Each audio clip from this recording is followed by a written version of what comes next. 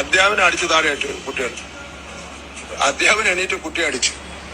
അപ്പൊ അധ്യാപനം അടി കിട്ടിയാലും കുട്ടിയെ അടിക്കാൻ പാടില്ലെന്നുള്ള നിലപാടാണല്ലോ നമ്മുടെ നിലപാട്. അപ്പൊ അതിന്റെ അടിസ്ഥാനത്തിൽ പ്രഥമദൃഷ്ട്യ അന്വേഷണം റിപ്പോർട്ട് കിട്ടി, അധ്യാപനം സസ്പെൻഡ് ചെയ്തു. അങ്ങനെ ഉണ്ടെങ്കിൽ ആ നിയമം മാറണം. നമ്മുടെ നാട്ടിലെ വന നിയമത്തിന്റെ അതേപോലത്തെ കാട്ടിലെ കാട നിയമമല്ല വിദ്യാലയങ്ങളിൽ വേണ്ടത്. നിങ്ങളെ ഒരു പുലിയോ കടവയോ ആക്രമിക്കാൻ വന്നാൽ നിങ്ങൾ മരണപ്പെട്ട ആർക്കും വനമന്ത്രിക്കോ ഒരാൾക്കും ഒരു കേസോ ഒരു പരാതിയോ ഒന്നുമില്ല. നിങ്ങൾ ആ പുലിക്കെതിരെ ഒരു ആക്ഷൻ എടുക്കാൻ വകുപ്പില്ല.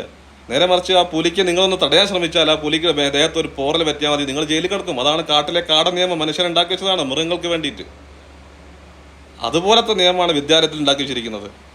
ഒരു വിദ്യാർത്ഥി അധ്യാപകൻ അടിച്ചപ്പോൾ അധ്യാപകൻ താഴെ വീണപ്പോൾ എണീറ്റ് നിന്നിട്ട് വിദ്യാർത്ഥിയെ അടിച്ചോ, പിന്നെ എന്താ ചെയ്യേണ്ടത്?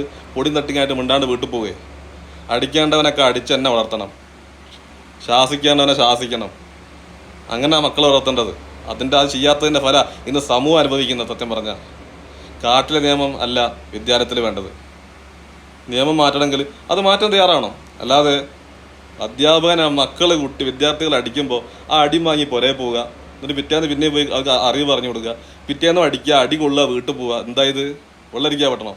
അടിക്കേണ്ടവനൊക്കെ അടിച്ച് തന്നെ വളർത്തണം.